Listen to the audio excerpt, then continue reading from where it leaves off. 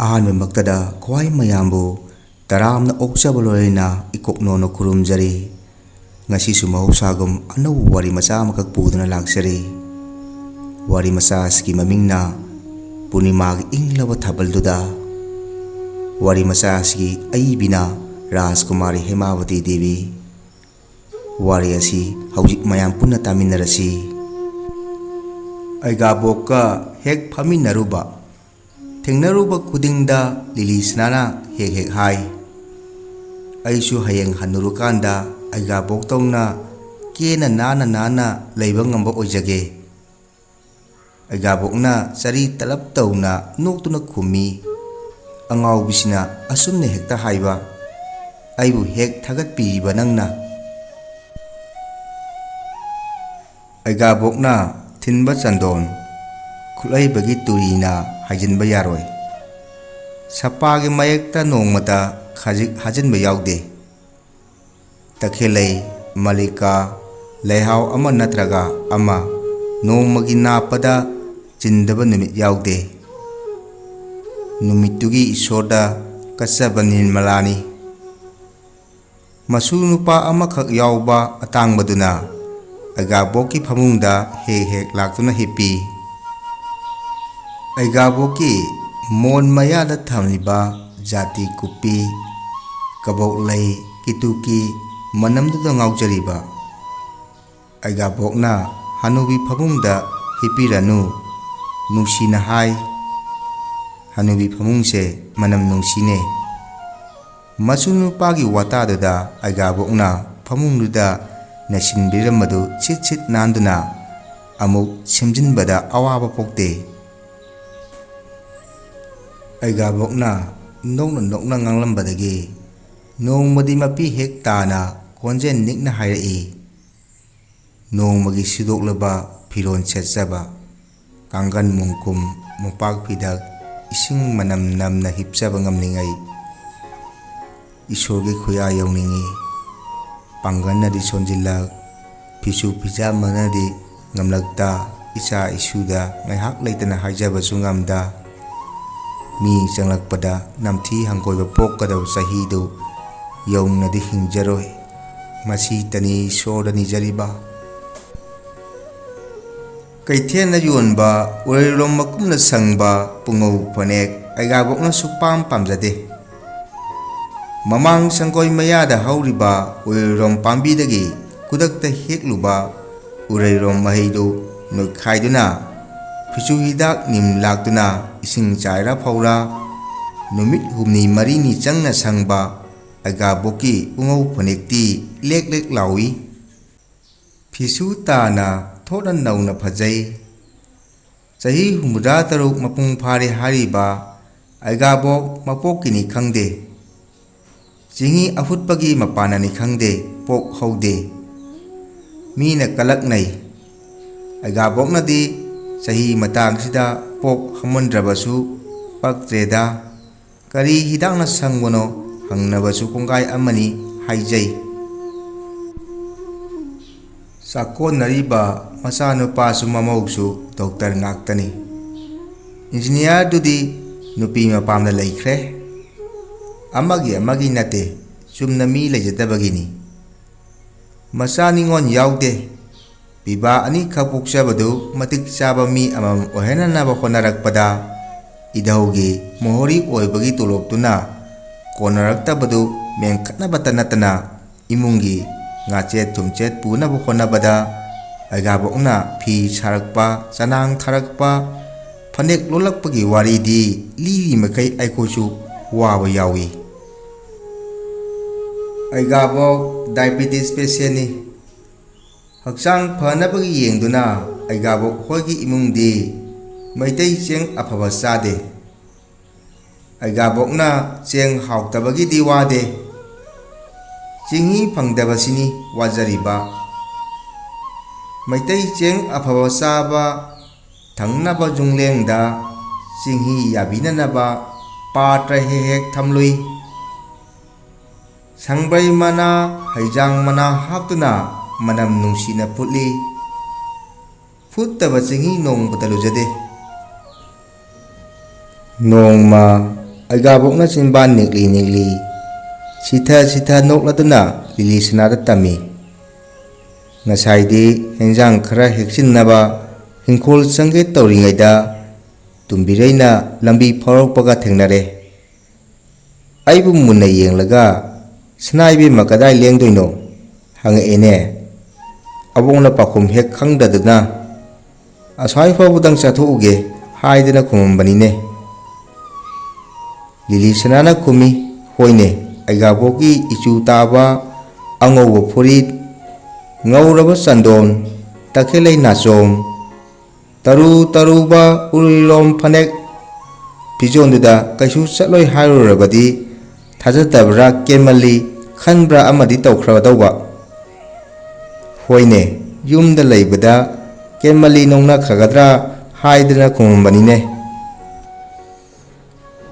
ꯑꯗꯨꯅꯤ ꯑꯩꯒꯥꯕꯣꯛ, ꯑꯍꯜ ꯑꯣꯏꯔꯒ ꯀꯦꯕ ꯅꯥꯟꯕ ꯍꯦꯟꯒꯗꯧꯅꯤ꯫ ꯅꯍꯥꯅ ꯀꯦꯕꯗꯤ ꯐꯖꯕꯗ ꯐꯖꯕ ꯍꯥꯞꯄꯅꯤ, ꯑꯍꯜꯅ ꯀꯦꯕꯗꯤ ꯑꯆꯥꯏꯕ ꯎꯅꯥ ꯋꯥꯅꯥ ꯁꯤꯗꯣꯛꯇꯨꯅ ꯑꯃꯣꯠꯄ ꯃꯐꯝꯗꯨ ꯂꯨꯍꯟꯕꯒꯨꯝꯕꯅꯤ꯫ ꯃꯇꯨꯡ ꯃꯅꯥꯎꯗꯤ ꯀꯗꯣꯝ ꯂꯦꯡꯕꯤꯗꯣꯏꯅꯣ ꯍꯥꯏꯅꯕꯨ ꯍꯪꯉꯛꯂꯕ ꯊꯕꯛ ꯑꯃꯇꯪ ꯆꯠꯇꯧ ꯂꯩ ꯍꯦꯛꯇ ꯈꯨꯝꯕꯤꯌꯨ꯫ ꯋꯥꯈꯜ ꯑꯅꯤꯃꯛ ꯏꯌꯥꯡ ꯌꯥꯡꯅꯅꯕ꯫ ꯂꯤꯂꯤꯁꯅꯥ ꯑꯩꯒꯥꯕꯣꯛꯀ ꯌꯥꯝꯅ ꯌꯥꯅꯖꯩ꯫ ꯌꯨꯝꯊꯪꯅꯕꯒꯤ ꯃꯧꯅꯤ, ꯂꯨꯍꯣꯡꯂꯛꯄ ꯆꯍꯤ 2 ꯈꯔ ꯍꯦꯜꯂꯛꯂꯦ꯫ ꯃꯆꯥꯅꯨꯄꯥ ꯑꯃꯁꯨ ꯂꯩꯖꯔꯦ꯫ ꯀꯦꯕ ꯅꯥꯟꯕ ꯒꯧꯔꯤꯌꯥ ꯙꯔꯃ, ꯋꯥꯔꯤ ꯋꯥꯇꯥꯏꯗ ꯑꯣꯟꯊꯣꯛꯅ ꯆꯥꯟꯅꯖꯈ꯭ꯔꯕ꯫ ꯂꯤꯂꯤꯁꯅꯥꯁꯨ ꯁꯅꯥꯅꯤ꯫ ꯇꯁꯦꯡꯕꯗꯤ ꯅꯍꯥꯔꯣꯜꯒꯤ ꯁꯝꯖꯤꯟꯕꯤ, ꯑꯁꯦꯡ ꯑꯃꯥꯡ, ꯆꯠꯅ ꯂꯣꯟꯆꯠ ꯊꯧꯑꯣꯏꯗꯕꯗ ꯑꯗꯨꯝ ꯌꯥꯎꯔꯤꯕꯅꯤ꯫ ꯃꯥꯒꯤ ꯑꯄꯤꯛꯄ ꯏꯃꯨꯡꯗ ꯆꯨꯝꯅꯒꯤ ꯅꯥꯟꯖꯕ ꯅꯠꯇꯅ ꯊꯣꯏꯗꯣꯛꯄ ꯑꯁꯦꯡ ꯑꯃꯥꯡ ꯂꯥꯏ ꯇꯤꯟꯒꯤ ꯊꯕꯛ ꯇꯧꯗꯦ꯫ ꯑꯗꯨꯅꯕꯨ ꯃꯄꯥꯕꯨꯡ ꯄꯣꯛꯄꯤ ꯑꯩꯒꯥꯁꯤꯅ ꯇꯥꯛꯄꯤꯔꯛꯈꯤꯕ ꯑꯃꯈꯛꯇꯤ ꯆꯞ ꯆꯥꯅ ꯏꯜꯂꯤ꯫ ꯏꯃꯨꯡ ꯑꯃ, ꯂꯣꯟꯆꯠ ꯑꯃ, ꯂꯩꯀꯥꯏ ꯑꯃ, ꯁꯩꯁꯛ ꯑꯃ ꯍꯥꯏꯕꯁꯤ ꯂꯨꯕꯅꯤ꯫ ꯅꯤꯉꯣꯟ ꯑꯣꯏꯕꯤ ꯅꯈꯣꯏꯗꯤ ꯂꯩꯔꯨ ꯂꯩꯔꯨꯕ ꯏꯃꯨꯡꯗꯨꯒꯤ, ꯇꯤꯟꯅꯔꯨꯕ ꯂꯩꯀꯥꯏꯒꯤ ꯂꯣꯟꯆꯠ ꯌꯦꯡꯅ ꯃꯇꯨꯡ ꯏꯟꯗꯨꯅ ꯆꯠꯂꯨ꯫ ꯅꯧꯅ ꯂꯥꯛꯄ ꯍꯥꯏꯕꯁꯦ ꯐꯅ ꯐꯖꯕ ꯀꯥꯟꯅꯕ ꯄꯣꯔꯝ ꯄꯨꯊꯣꯛꯇꯨꯅꯁꯨ ꯍꯦꯛꯇ ꯑꯣꯏꯁꯤꯟꯕ ꯌꯥꯔꯣꯏ꯫ ꯃꯄꯥ ꯃꯄꯨꯅ ꯋꯥꯔꯛꯇꯕꯤ, ꯅꯥꯠꯄꯨ ꯈꯪꯗꯕꯤ ꯇꯥꯈꯤꯅꯤ꯫ ꯃꯈꯣꯏꯒꯤ ꯑꯄꯥꯝꯕꯗ ꯅꯈꯣꯏꯅ ꯍꯦꯟꯖꯤꯜꯂꯨ꯫ ꯅꯨꯃꯤꯠ ꯊꯥꯕꯨ ꯍꯨꯏꯅ ꯆꯥꯕ꯭ꯔꯥ? ꯅꯈꯣꯏꯒꯤꯁꯨ ꯃꯇꯝ ꯂꯥꯛꯀꯅꯤ꯫ ꯂꯤꯂꯤꯁꯅꯥꯅ ꯑꯩꯒꯥꯕꯣꯛꯀꯤ ꯄꯥꯝꯖꯕ ꯒꯧꯔꯤꯌꯥ ꯙꯔꯃ, ꯏꯃꯨꯡꯒꯤ ꯑꯁꯦꯡ ꯑꯃꯥꯡꯒꯤ ꯋꯥꯔꯤ ꯇꯧꯖꯕꯗ ꯊꯋꯥꯏ ꯌꯥꯎꯅ ꯃꯇꯦꯡ ꯄꯥꯡꯁꯤꯜꯂꯤ꯫ ꯑꯩꯒꯥꯕꯣꯛꯀꯤ ꯐꯖꯕ ꯌꯨꯝꯕꯥꯜꯂꯣꯟ ꯇꯝꯍꯧꯗꯣꯏꯅꯤ ꯍꯥꯏꯗꯨꯅ ꯑꯩꯒꯥꯕꯣꯛꯀꯤ ꯋꯥꯔꯤ ꯄꯨꯡ ꯆꯪꯅ ꯆꯪꯅ ꯇꯥꯕꯤ꯫ ꯊꯃꯣꯏꯅꯨꯡꯗ ꯍꯦꯟꯃꯜꯂꯤ ꯃꯇꯝꯒ ꯆꯨꯅꯗ꯭ꯔꯦ ꯈꯟꯕ ꯀꯌꯥ ꯌꯥꯎꯔꯕꯁꯨ ꯑꯩꯒꯥꯕꯣꯛꯀꯤ ꯑꯄꯥꯝꯕꯗ ꯃꯥꯅ ꯑꯄꯥꯝꯕ ꯍꯦꯟꯖꯤꯟꯕ ꯎꯠꯂꯤ꯫ ꯑꯩꯒꯥꯕꯣꯛꯀ ꯆꯥꯛꯀꯣꯟꯅꯍꯧꯔꯤꯕꯤ ꯃꯃꯧ ꯏꯕꯦꯝꯃ ꯗꯣꯛꯇꯔ ꯐꯠꯇꯕꯤ ꯅꯨꯄꯤ ꯅꯠꯇꯦ꯫ ꯇꯧꯕꯇꯕꯨ ꯁꯥꯏꯟꯁꯀꯤ ꯆꯥꯎꯈꯠꯂꯕ ꯌꯨꯒꯅꯤ, ꯀꯥꯟꯅꯗꯦ ꯃꯔꯝ ꯆꯥꯗꯦ ꯍꯥꯏꯕꯁꯤꯅ ꯊꯥꯏꯅꯒꯤ ꯆꯠꯅ ꯂꯣꯟꯆꯠ, ꯑꯁꯦꯡ ꯑꯃꯥꯡ, ꯇꯧꯍꯩ ꯇꯧꯍꯩꯗꯦ ꯍꯥꯏꯕ ꯀꯌꯥꯕꯨ ꯁꯥꯏꯟꯁꯅ ꯀꯛꯄꯁꯤꯅꯤ ꯃꯥꯒꯤ ꯄꯥꯝꯖꯕꯤ꯫ ꯖꯦꯟ, ꯌꯦꯔꯨꯝ ꯏꯃꯨꯡꯗ ꯊꯣꯡꯒꯅꯨ ꯍꯥꯏꯕꯁꯤ ꯃꯃꯧ ꯗꯣꯛꯇꯔꯅ ꯌꯥꯅꯤꯡꯗꯦ꯫ ꯗꯣꯛꯇꯔꯒꯤ ꯍꯤꯗꯥꯛ ꯂꯥꯡꯊꯛꯇ ꯁꯥ ꯉꯥ, ꯇꯤꯜꯍꯧ ꯆꯅꯝ ꯄꯨꯝꯅꯃꯛ ꯗꯔꯀꯥꯔ ꯂꯩ꯫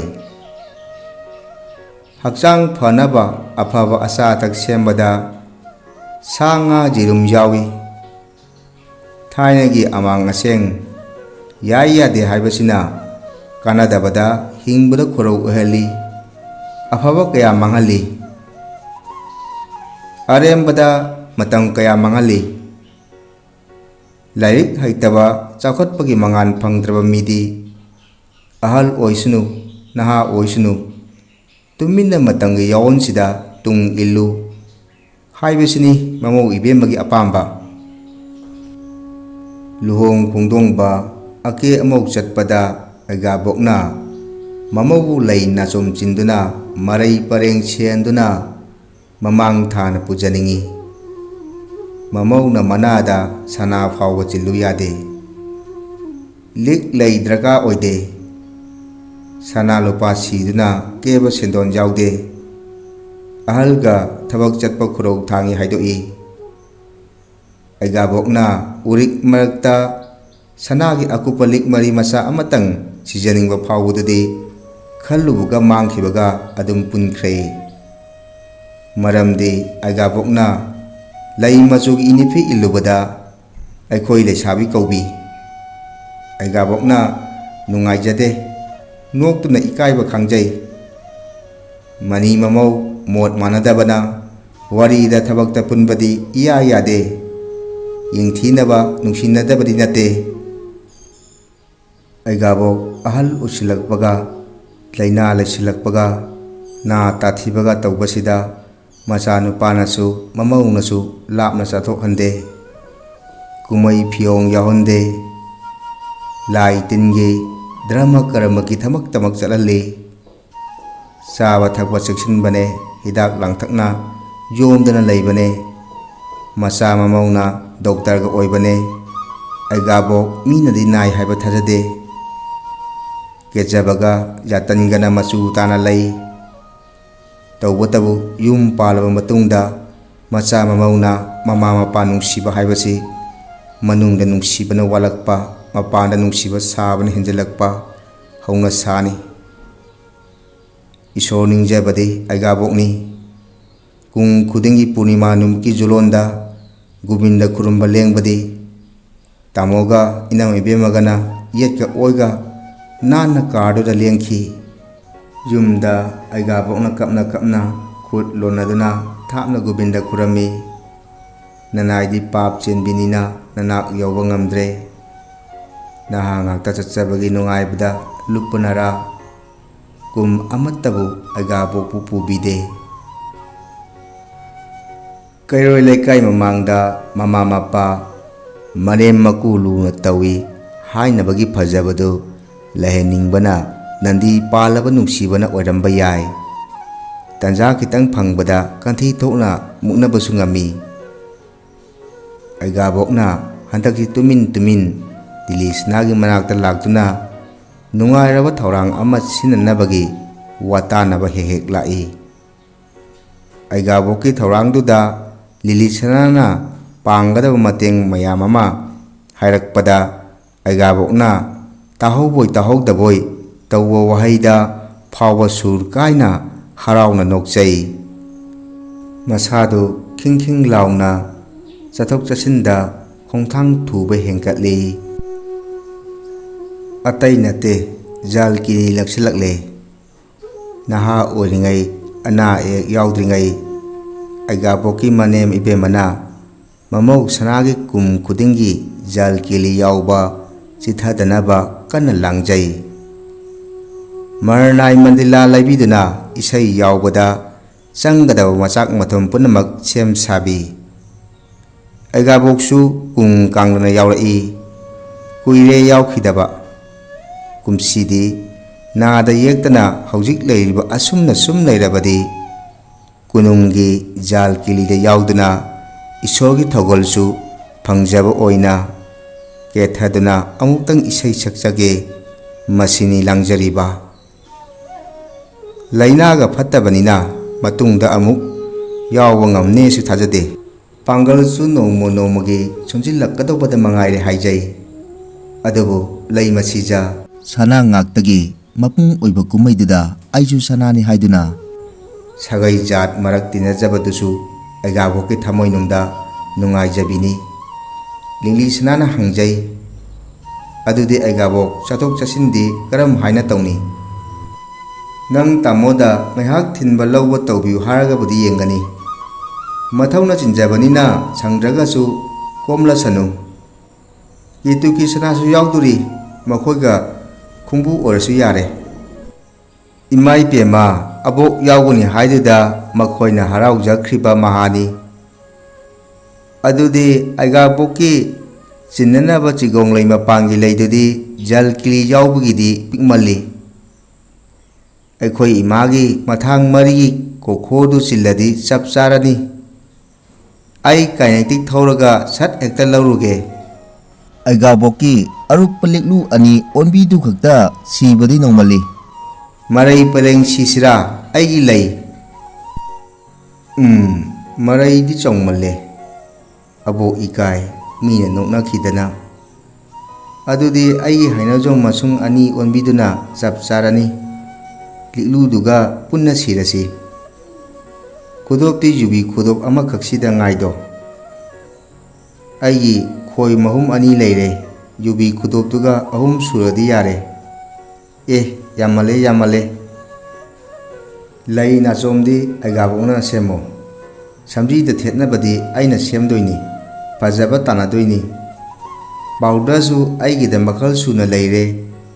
Pauda parlakpada aigabokna khonsi da chingthadana nokchai.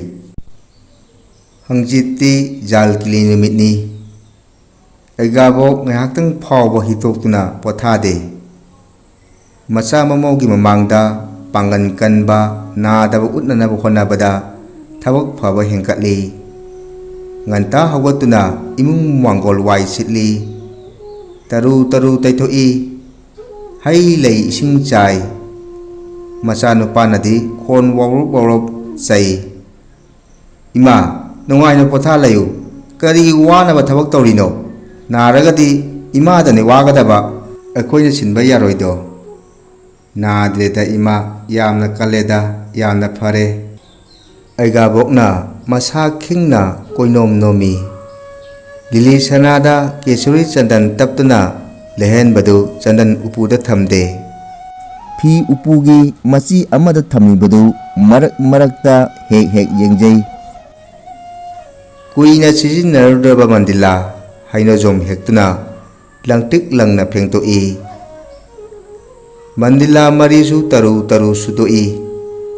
Maitai kungi thabalaikok awaw baduga wangkai inapi parap taw baduga tongana yomduna thami. Ngaurok ngawba mongkhum ruman ngawna suduna kitugi haptuna thami. Jal kili numita hek changgadaba punamak upugi ka amada pulak maron thamjai. Somda lili snasu agaboki keraba masak suna semduna thami. Jasandagi perfume thadokduna thami. Agaboki resongi sepan amubudu lawuduna ningthina sengtokpire. Nakal animakta thaurang loinare. Ngasidi jal kili numitni. Lili sana nganta hawatuna imungi thabak loisilli. Sak nganta loithoklaga aigaboki kebadagina chatkhiba phawba matang kaithoknaba sem sai.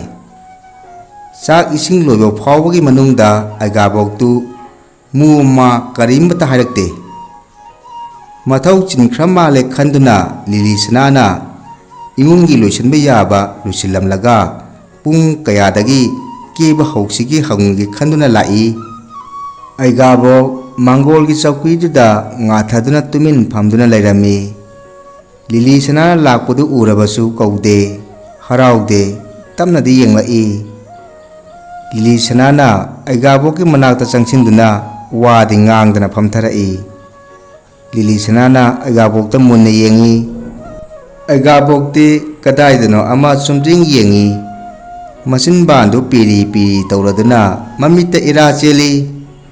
Marakta sor sangna holi. Tin amuksu yothai. Tamo doktor na ngangna thorai. Nasu nariba matamna phatriba. Hanu thangsida jal kili yauge ka haidana. Chunga yaroi harisini. Yaroi irang. Lili sanada amuk onsilai. Nangna imasidagi sanaga wairu haine. Fajarani san hanubina kondauri thangba haidu malaneba. Tahawraga lansingnaduna toknaba. Aidi ontokna ikaikreba. Amuksu mamagi manak nangna changsinduna hairami. Saunu imagi phanaba ngaktaniko nachana haribase. Hairamlaga tamo doctor inam ibemaga thoki. Inam ibemana nokem haigem agabokti tahandana hairami. Ekhoi leisabi kiningbise lakna wakre. Sahi matang sida mi sanaga wairuine irang li kankraba. Machaga mamauga chakhraba matungda Aigabokna machinbandu isuk sukthana khonjel nikna Lili Sanada haidai. Nang tamona yamna chaire abok chatlaroi. Nanai bemana aibu irang tawi haine abok nungaite. Isona sambidra male. Aibu kayam solabano khangde. Sole nareta harisibo. Sonde kaisu nade Aigabok yamna kali. Kuidi daine tamo engineer gi masagi birthday numita Aigabokna chacharoi haibada namduna pupikhibado. Hojik matangi isai tawiga haidana thengna halakhibado. Aduni Aigabok aribaga anaubaga thengainabada. Aribana akanba chaiteng phangauba anaubana angamba haibaduni. Icha ichu nungsibana anaubagi jaka injabaduna tamoga inami bemagana Aigabokpu nungsiribasidi. Nungsinana leminabaduni nungaiba haibasi. Nungaitaba tawronu haimlaga Lili Sana halai. Aigabokna kamning tawna hayobasingdu chana tai. Mamaidi onsilamdre. Idhaunade aigona chatlu hai nang tamo hoidasu chatlalu hai. Makhoina idhauna haibasu tabidene. Lili Sanana khali Prithibisina lari makai mioiba haibasina lari makai aigi matam loirakpa sondarakpa sidarakpa soidana lakani. Iran ithum sampati ikha thaba punamak aigi khubamda lejaragasu mikha polaba matamdudadi icha isugisu mikha ponba tai. Asumna mangkhini aribana kapna anaubagi langdai sembada.